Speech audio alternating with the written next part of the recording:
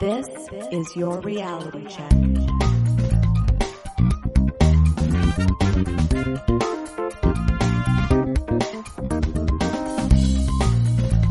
Hi everyone, and welcome to The Reality Check, the weekly Canadian show that explores a wide range of controversies and curiosities using science and critical thinking. This is a show for November 20th, 2018, and I'm your host, Darren McKee. With me, as usual, are Adam Gardner. What's up, Cuboids? Christina Roach. Hey everyone. And producer Pat. Hi, checkers. But unusually, special guest, András Pinter. Welcome. Sziasztok. We have a great show for you today. András is going to talk to us about skepticism and the tourism industry, and Pat is going to give us another game of Name That. But first, Cristina has a follow-up on cooking turkey and the temperature at which you should cook it. I do. So I'd like to quickly touch on last week's show when guest Dr. Stuart Farrimond talked about cooking the perfect turkey. Stuart mentioned that the turkey is done when the juices run clear and suggested cooking the bird to an internal temperature of 65 degrees Celsius. He did note that guidelines call for 70 degrees Celsius, but added that your turkey is probably overdone by that point. Now, 70 degrees Celsius does jive with what you'll read about food safety in the UK, where Stuart is based. But 70 degrees Celsius is a little off what the Food Safety and Inspection Service in the US suggests as a guideline, which is 165 degrees Fahrenheit or just under 74 degrees Celsius. So after we put out the show, we got a couple of notes from listeners who happen to be Canadian food inspectors, notably longtime checker and friend of the show, Alex Murdoch, who pointed out that the guideline in Canada is actually quite a bit higher at 82 degrees Celsius for a whole turkey.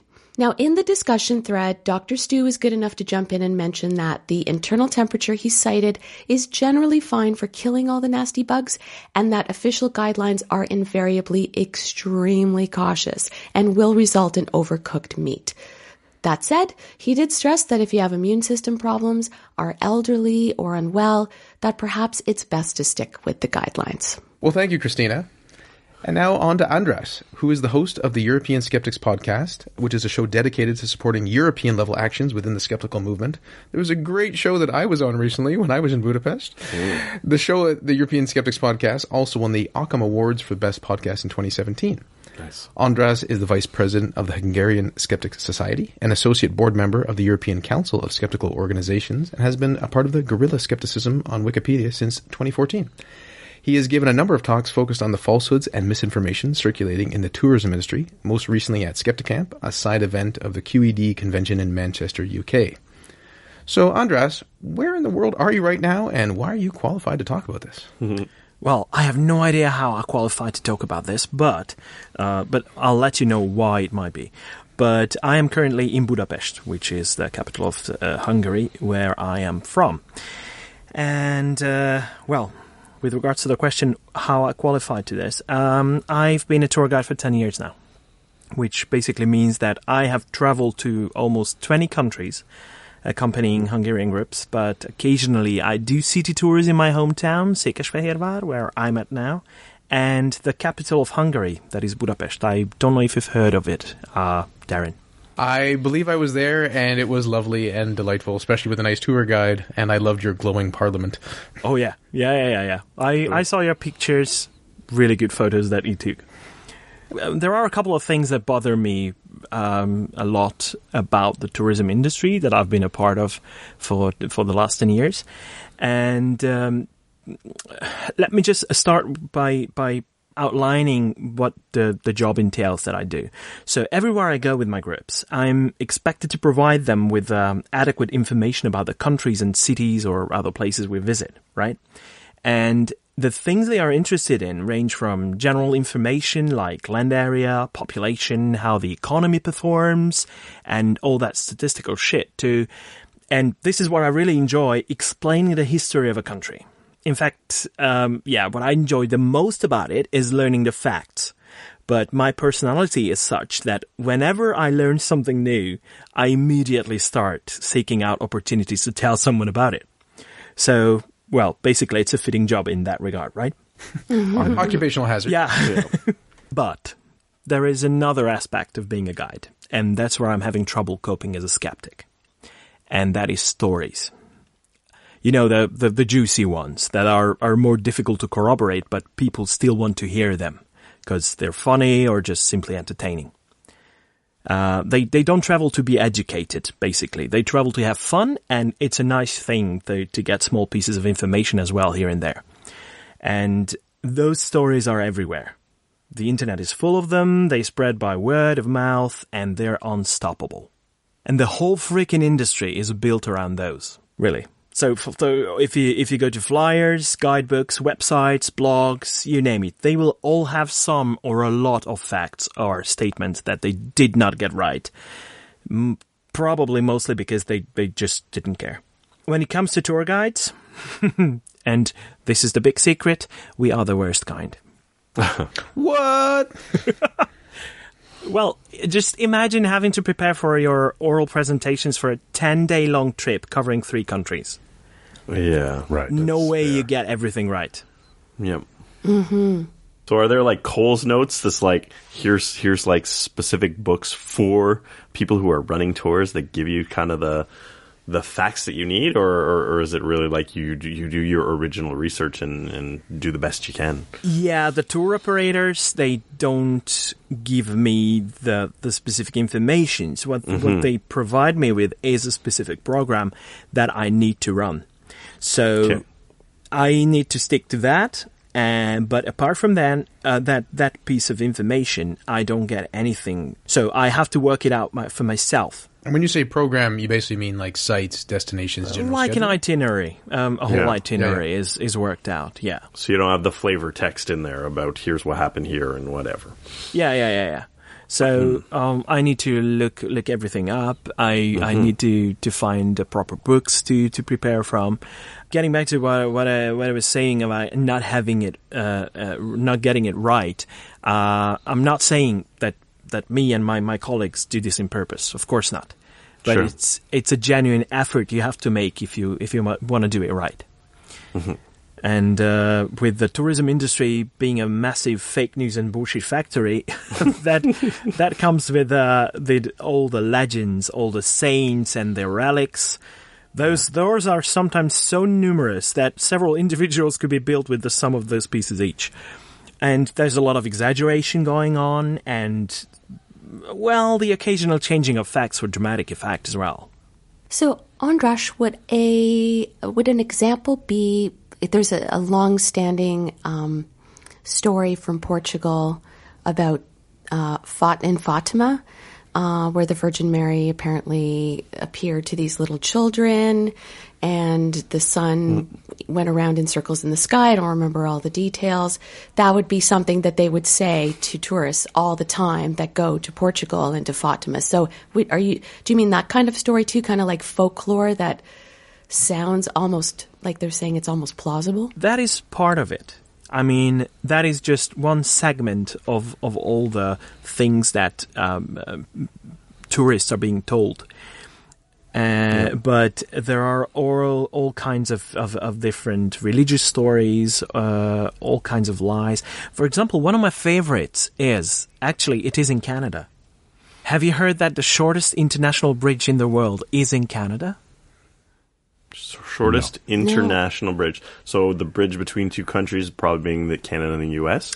Yes, that would be the case. That's the only one we border with? How familiar are you guys with Thousand Islands? I've crossed there. Okay. It's a pretty long bridge. Have you done the cruise? No. I've done it, but long time ago. So if you leave the port of Rockport, and you go on the 1 hour or the 2 hour cruise, then you will pass next to 2 small islands. One of them is called Zavikon Island. And next to one, there is a smaller one, and there is a small bridge connecting the 2. Uh-huh. And so the idea is one's Canadian, one's US. Exactly. Mm-hmm. And it is almost true. Okay. But the bridge is probably about 10 meters long. It's really a very short bridge. But the problem is that the actual border is about 150 to 200 meters to the south southeast from that place where that bridge is. So it's on land, or it's just in the water? No, it's in the water because basically there St. Lawrence River provides the border, but the actual border runs in the middle of the river. Sure. Like between Quebec and Ontario and the Ottawa River. Yes. Yeah. Yes. So, that could be the shortest international bridge in the world, but in fact, it's not, because the whole of it is in Canada. But when you go on the cruise, they're going to tell you that it's the shortest international bridge in the world. So if you were giving that tour, would you explain that as a myth and say, here's a thing that a lot of people like to say, by the way, it's not true? Or would you just not say it at all? No, I will say it. Okay. Because obviously, this is my overall dilemma that yes. I should tell them the stories, but I will tell them in a skeptical way. So I will reveal my doubts to them as well. Okay. And thus, I hope to be able to educate them and try to put some kind of critical thinking attitude into their heads, apart from just giving them the information. I like to imagine that some of the people who you've been to a city with come back and then have a tour guide that tells them a bunch of crap, and then they just challenge them, and that tour guide's just like, you are insufferable tourists, and I'm just like exhausted. And then they start to be like, who told you that? Who told you that?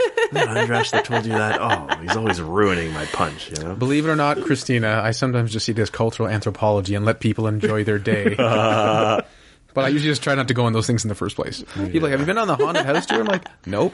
No, I haven't. No point. It's just kind of weird, because there's certain things, like if someone tells me the Virgin Mary appeared and the sun did things that suns don't usually do, then I'm going to be like, oh, okay, that's nonsense. But like something like this is the shortest international bridge, like this is based in reality. Like this could be true. So it's hard for me to be able to distinguish truth from fiction in that sense. So there's probably a lot of things, I haven't had a ton of tour guides, but I had some in St. Lucia and I had some in Rome. So I probably got a bunch of stuff that wasn't true, even if there were some decent tour guides there. And it's kind of annoying to try to think about what was and wasn't legit, But in defense of any tour guide who tells things that are not necessarily true, it's really difficult to get your facts right. Oh, yeah. For the lack of proper sources in some instances. That's my usual worry when I prepare for a new trip. For example, but there are examples to the contrary to that as well. For example, when it comes to Canada, and I love this about Canada, you spend a few hours on the StatCan website, and you get mostly reliable information, right? Sure. About the country, but because whenever I travel with Hungarians to Canada, believe me, among the first questions that they will ask me is how much people make. Really? How much money? Yeah. How much do they live on, and what real estate prices are. So yeah, it's just a phenomenon that people. When I travel to Italy, that question very rarely comes up. But when I go to Canada, it's among the first questions. That is interesting. Yeah. I wonder, do you ever have any clashes with other tour guides? Or is it almost helpful? Because if you overhear what one person's saying, it just gives you more to talk about if that person's wrong and you know it. Yeah. Well, there was this one occasion, that was in my hometown, when this lady was talking absolute rubbish in one of the great churches of my hometown, and I just had to step in and told her people that it was close to the truth, but let me just get it straight, and she got very angry at me. Of course, obviously, and understandably. Why wouldn't she? I would be very angry if someone just did that to me. So I decided not to do that ever again. So, András, can you give us some more examples? The Canadian one was really interesting, but I'm sure that you have a million more. Yeah. I'm still gathering a lot of them. When someone asks me to share a story, I immediately freeze. So this is why I started gathering these stories. Yeah. One of my favorites is in Italy. Have you ever been to the coast of Amalfi? No, and don't rub it in. Only in my dreams. No, I have not. There is this little town called Amalfi, and it's gorgeous, and it's on a gorgeous coast called the Coast of Amalfi. Mm-hmm. And they boast this very important figure in their history that is called Flavio Gioia. They portrayed him, this person, Flavio Gioia, as a great inventor who brought about the compass for the people of Amalfi. And they are very proud of this guy. And there is a square named after him, and there is a statue in the middle of the square, and that is the first sight when you enter the town. The only problem is that he probably never have existed. Oh, wow. He probably wasn't ever a living person. Uh-huh. And it can be traced back to a couple of documents that mentioned a guy named Flavio, and this guy was responsible for some kind of trade agreements for Amalfi, and they were led by these maritime people. So that is the connection, but that's about it. That can be actually corroborated using medieval evidence. And so how do you handle when you bring people there? I just tell them that. So I tell them all about it that I know. And they're like, wow, someone that didn't exist invented the compass. That's amazing. Italy is a beautiful place. Every guidebook, every book, every leaflet will mention Flavio Gioia. And some, only a couple of them, will mention that he's probably a fictional character. But not all of them. So most of them will treat him as an actual person. So it's almost like a Robin Hood type of thing. There's more myth and legend than reality there, but it makes for a nice story, and people think it's real. You know? It's an integral part of the culture of the UK now, and actually part of the culture of the world.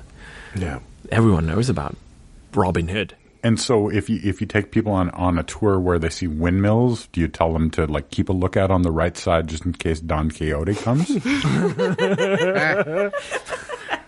It hasn't ever occurred to me to do that, but I might, if you don't mind. It's all yours. Using your idea, thank you. Let's discuss commissions later. There is another example from Canada, actually, that I really like. You must be familiar with the Basilica in Saint-Anne-de-Beaupré. No, never heard of it. Is this the one near the waterfalls, the Montmorency? Yes, Montmorency, yes. So I've been there as a child, and I went there about 3 years ago as well on a trip. So yes, I've been there a few times. It's it's this amazing thing that I look at, and it makes me sad to realize how many poor people paid money they couldn't afford to build this church. This is what big churches usually make me feel, and I especially feel it for that because I think of like my French-Canadian relatives that paid for this kind of thing. Yeah. But sure, I'm familiar with this particular church. Do you remember the crutches and everything that are hung on the first pillars?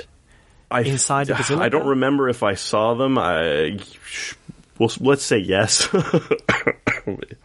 So it's a pilgrimage site because the story starts with, I think it's in the 16th century, so right at the beginning of people immigrating to Canada. And the story starts with a miraculous healing. And then it started to grow. And now about 1 million people, if I remember correctly, but it's about 1 million people visiting it every year.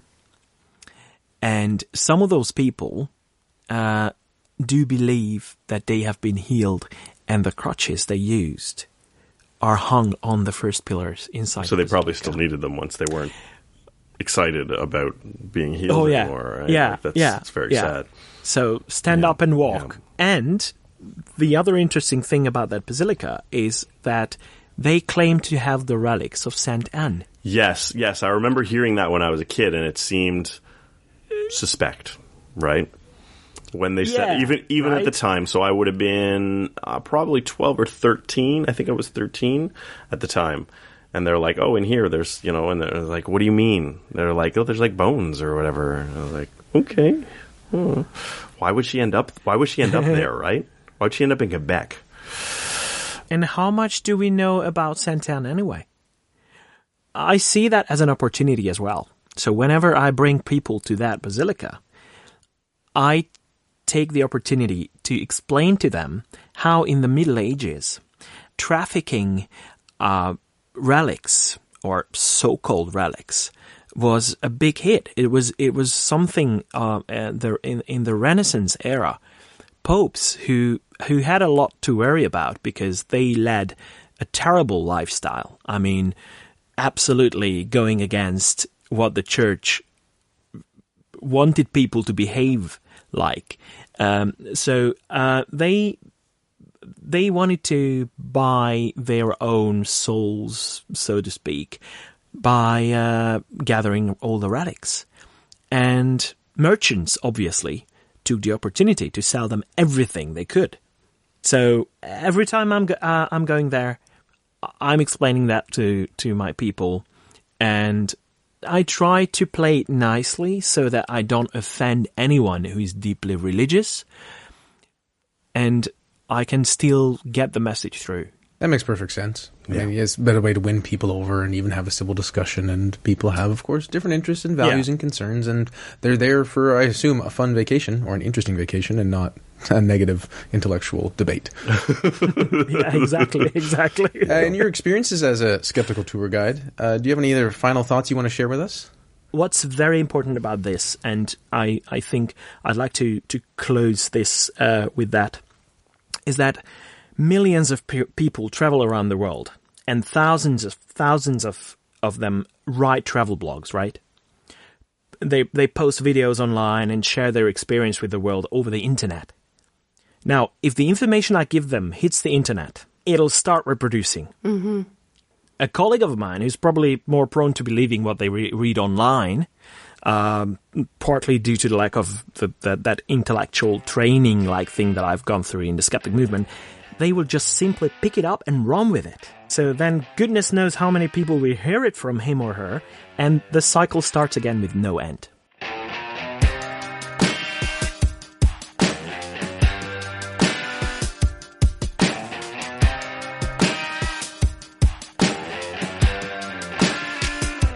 And now we turn to Pat for another game of Name That. All right, here we go with another edition of everyone's favorite mostly guessing game, Name That. Thanks, András, for being a good sport and playing along. Thanks for including me. Now, the last time we played a game with a European guest, Dr. Stuart Farrimond, he was at a disadvantage because some of the references he didn't get. Oh. He had never heard of Tootsie Rolls, Mr. Rogers, or Waffle House. Sounds like you stacked the game against him. Sure it wasn't his disproportionate confidence? It could have been. Today, the tables turn because we play Name That, the European edition. Oh, crap. Oh no, but what if I fail? Right. So That is going to be so embarrassing. It's like Mystery Alaska. You'll be Like, kicked out of the EU. can only lose. So the stakes are high for András. Everything that has European in its name will kick me out.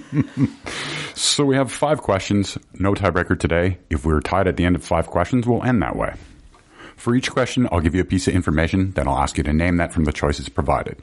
We've already predetermined the order, and we'll rotate. Adam, you're first. Oh, yippee. Name that. Which of the following countries is not a member of the European Union? Boy. A, Slovenia, B, Portugal, C, Norway, or D, Bulgaria? Slovenia? Question mark? Adam says Slovenia. Next is Cristina. I'm going to say D, Bulgaria. Cristina says D, Bulgaria. Next is Darren. I'll say Bulgaria also, hesitantly. Darren agrees with Bulgaria. And lastly, András. It is Norway. Damn it, that was my other one. There's some confidence in that answer. Yeah, there is. A referendum on joining the European Union was held in Norway on the 27th and 28th of November 1994. After a heated debate, the no side won with 52.2% of the vote. That is close. Question number 2. Though geographically a part of the continent of North America, Greenland has been politically and culturally associated with Europe because it is a dependent territory of... Name that. Cristina. A. Denmark, B. Norway, C. Iceland, or D. France? I'm going to say A. Denmark. Cristina says A. Denmark. Next is Darren. Yeah, I guess I'll follow Cristina again with Denmark. It worked so well for you. Well, I was going to say that, but I'll wait till see how this one goes. Darren agrees with Denmark. Next is András. Well, it could be a tricky question because the people who first landed on Iceland, they went on to Greenland and then on to Canada. But I believe it is Denmark. And lastly, Adam. I'm going to say Norway. Just, I don't know. We'll go against the grain. Adam goes against the grain, and he suffers as a result. While Greenland is closer to North America, it is still considered a part of Europe because it is a dependent territory of Denmark. Yes. Question number 3. Darren, which country was the top international tourist destination in 2017? A, France, B, Spain, C, Italy, or D, the UK? Is this including internal tourism? International tourism. France, Spain, Italy, UK? The UK, yes. I'll pick France. Darren says France. Next is András. Actually, I don't know. It's either France or Italy. And I know Italy has the greatest number of UNESCO World Heritage Sites, but that's not necessarily an indicator of how many travelers they got. And I'm remembering recently hearing that France was the most frequent destination, so I would like to go with France. Next is Adam. Italy is the only European country I've been to. I'm not super world traveled, but there were a lot of cities there and a lot of them that I didn't even get a chance to go to, so that's going to be my guess. And lastly, Cristina. I read something to the effect of France being one of the most popular, or at least Paris being one of the most popular destinations. Kind of hesitate.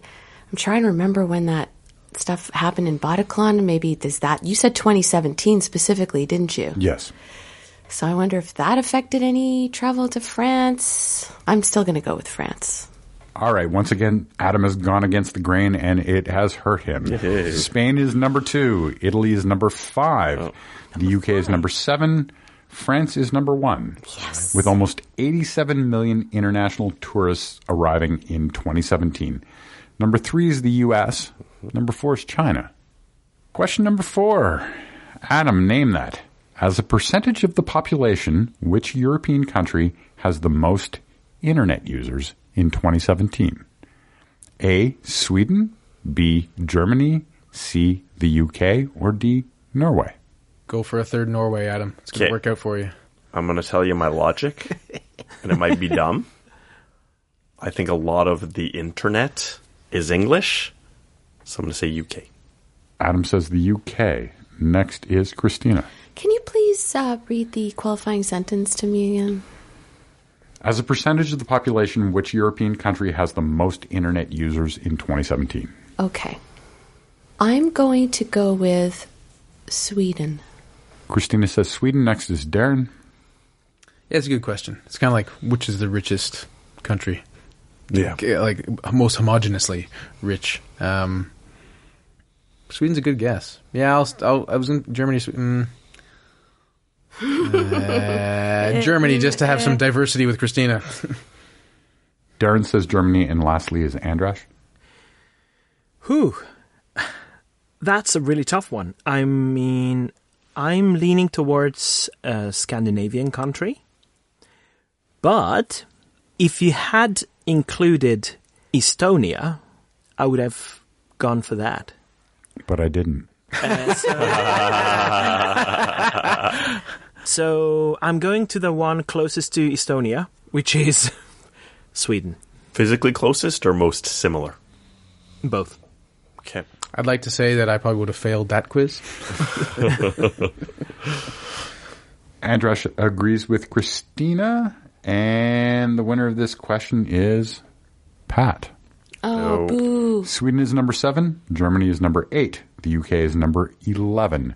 Norway is number 1 with 99.2% of the population being internet users. You went for a second Norway. I actually tried to game it. Otherwise, I'm like, Norway is so rich that of course it'd be Norway, but I'm like, he won't pick 2 Norways. Well. So going into the last question, I have András with 3, Darren with 2, Cristina with 2, and Adam with nothing. Question number 5. Cristina, name that. How many countries are currently in the European Union?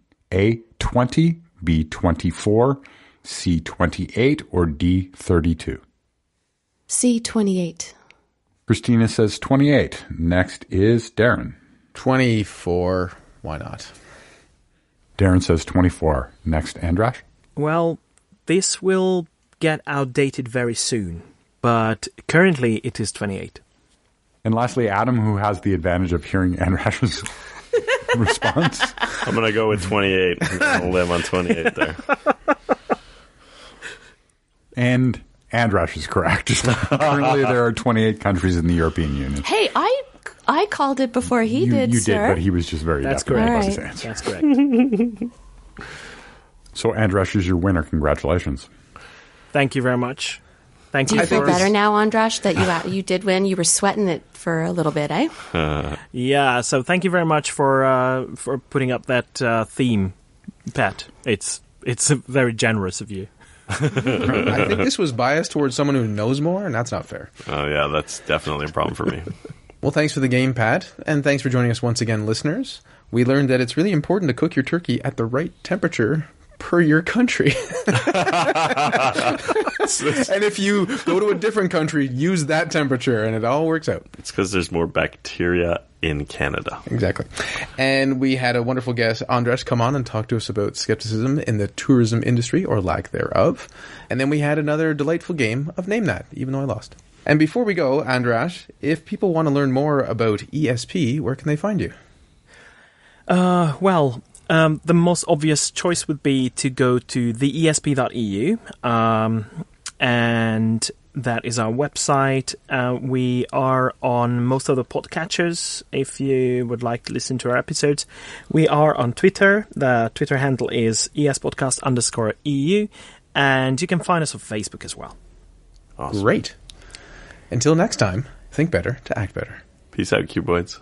Stay classy, not smartassy. So I just wanted to thank you guys on the show before I say goodbye to the listeners, because it's been a real pleasure, and I appreciate this opportunity so much. I enjoyed every moment of it, and what you guys are doing is awesome. This podcast is one of my favorites, so being on one of my favorite podcasts is awesome. So thank you very much for that. That's very nice for you to say. Yeah. Who's You're cutting very onions welcome. right now? Yeah. Thank you for being here. Yes. Yes, thank We you, appreciate For András. having me. For show notes, or to discuss this episode, visit our Facebook page and website at trcpodcast.com. For general inquiries, or to send a topic or parody suggestion, email info@trcpodcast.com. Help support the show by leaving a review on iTunes and liking us on Facebook. Follow us on Twitter at TRC_podcast.